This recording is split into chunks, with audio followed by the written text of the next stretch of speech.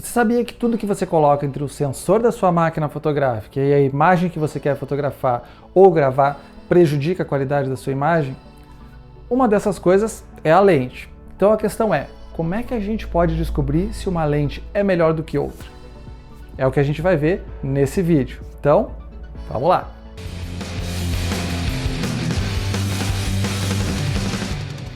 Olá pessoal, aqui é o professor Rovian e hoje vamos falar da qualidade da lente para a sua DSLR. A primeira coisa que temos que entender é que tudo que a gente colocar entre o sensor da nossa câmera e a imagem que a gente quer capturar vai interferir na qualidade da imagem. Essa interferência pode ocorrer de várias formas. Pode ocorrer uma distorção da imagem, a imagem pode ficar mais escura ou mais clara em diferentes partes, pode ocorrer uma difração das cores, entre diversos outros problemas. Eu diria que a principal interferência, e a que menos as pessoas sabem, é em relação à resolução da imagem. O que acontece é que se você tem uma câmera de 20 megapixels, por exemplo, uma lente ruim vai fazer com que a resolução e os níveis de contraste diminuam. Para identificar essa medida de quanto a sua resolução vai diminuir, existe o megapixels percebidos, e ele leva em consideração a nitidez da lente, que vai ser o nível de detalhes que pode ser percebido em uma imagem, levando em consideração a máquina fotográfica e a lente que está sendo utilizada com essa máquina. E também vai levar em consideração o contraste, que é a capacidade justamente desta combinação de máquina e lente de diferenciar as cores. Os megapixels percebidos são calculados através de uma função de transferência ótica, e não é meu objetivo entrar em detalhes desses cálculos. Mas de forma simples, as ondas de luz que chegam até a lente são modificadas ao passar por ela e são captadas pelo sensor de forma diferente das ondas que chegaram inicialmente até a lente. Vamos ver um exemplo. No site DxOMark existe uma lista de câmeras e algumas lentes que foram testadas com essas câmeras.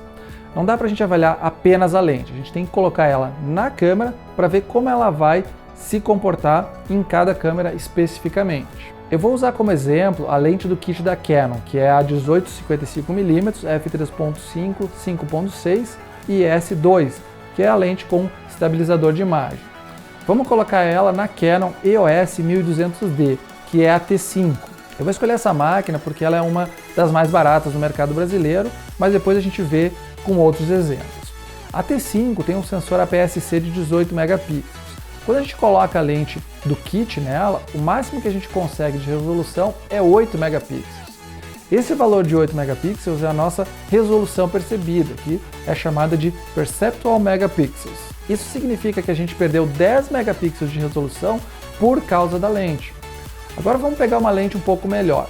Vamos colocar a Canon 50mm f1.8 STM na T5 e agora os nossos 18 megapixels do sensor viram 12 megapixels da nossa imagem. Ou seja, a gente conseguiu recuperar 4 megapixels de resolução em comparação com a lente do kit. Vamos agora continuar com essa lente e vamos colocar outra câmera.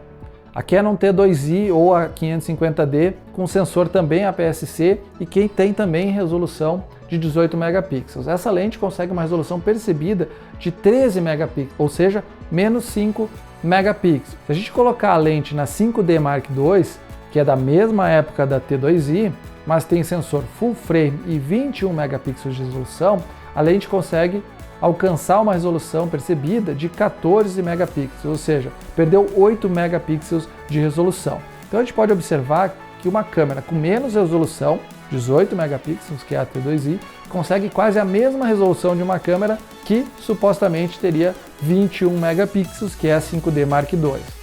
Então quando você for escolher uma lente, deve também tomar cuidado para analisar em qual câmera você vai estar utilizando essa lente, porque isso vai implicar na resolução percebida que você consegue, seja ela melhor ou pior em comparação com outras combinações de câmera e lente. De forma geral, as lentes primes vão ter uma resolução percebida maior, sendo que elas têm um desempenho melhor com aberturas geralmente entre f2.8 e f8. Outro fator que deve ser avaliado em uma lente é a aberração cromática.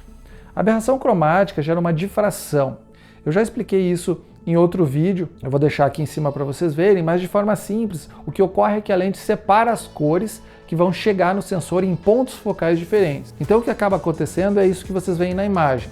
As cores se separam e criam esse efeito com essas bordas no objeto de outras cores. Esse problema não chega a ser tão grave, principalmente porque ele pode ser resolvido na pós-produção. Contudo, a gente tem que analisar que uma aberração cromática muito alta pode ser um indicador de que a lente tem uma qualidade inferior. Então, fique atento também nesse detalhe. No site da XOMark, vocês também têm essa informação e podem verificar se uma lente gera mais ou menos aberração cromática conforme a máquina onde ela vai ser utilizada. Lembrando que até 5 micrômetros esse valor não é percebido e acima de 30 ele é considerado muito alto. Outro problema comum nas lentes é a vinheta, que é o escurecimento das bordas da imagem em função justamente do formato da lente e das suas características construtivas. Quanto menos vinheta for gerada pela lente, melhor sua qualidade. A vinheta é um outro tipo de problema que também vai poder facilmente ser corrigido na pós-produção. E para falar a verdade, dependendo do efeito que você quer na sua imagem, um pouco de vinheta pode até ser bem legal e bem interessante. Outro problema das lentes é a distorção que ocorre em função da própria lente e dos elementos que estão dentro da lente. A distorção pode modificar a imagem de 3 maneiras diferentes. Uma distorção do tipo barril vai esticar a imagem em direção às bordas. Uma distorção do tipo almofada vai afinar a imagem em direção ao centro. E uma distorção do tipo complexa é uma mistura das anteriores. A distorção é um problema que também pode ser corrigido na pós-produção. Então, não se preocupe tanto com isso. Em resumo, a aberração cromática, a vinheta e a distorção podem ser corrigidas diretamente na máquina também, desde que ela tenha suporte para acessar o firmware do equipamento e fazer o upload com as definições do fabricante para cada uma das lentes. Mas isso só costuma ser possível com lentes do próprio fabricante da máquina fotográfica. Então, isso pode limitar muitas vezes o que dá para corrigir diretamente na máquina. Por fim, a gente tem a transmissão da luz.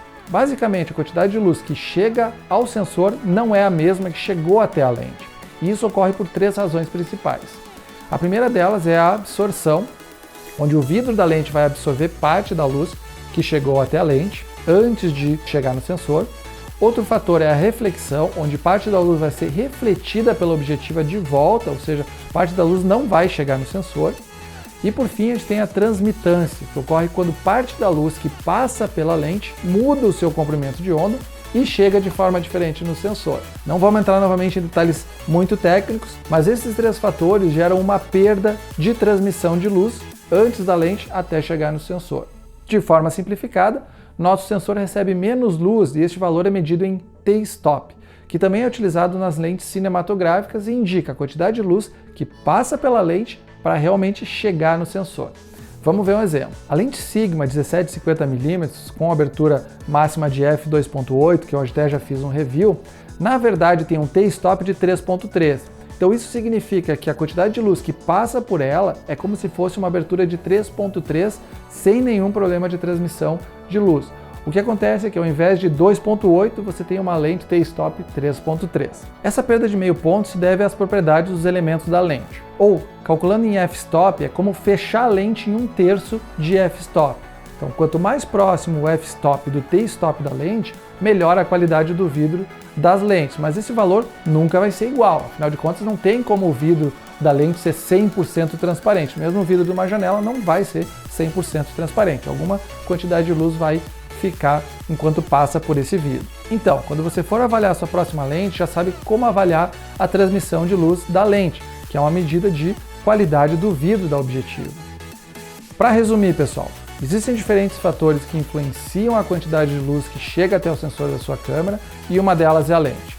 Cada lente vai se comportar de forma diferente conforme cada câmera. Então você tem que avaliar qual a sua câmera, qual lente você vai comprar e veja se ela vai ter um bom desempenho no seu equipamento. Assim, você pode fazer uma aquisição muito mais informado e prevendo também o padrão de qualidade que você vai conseguir alcançar. E aí, pessoal, vocês já sabiam como avaliar e escolher as suas lentes ou só pesquisavam a maior abertura ou o menor valor? Responda nos comentários e se gostou do conteúdo, compartilhe com quem possa ter interesse. Deixe o like, se inscreva e habilite as notificações. Um grande abraço e até o próximo vídeo.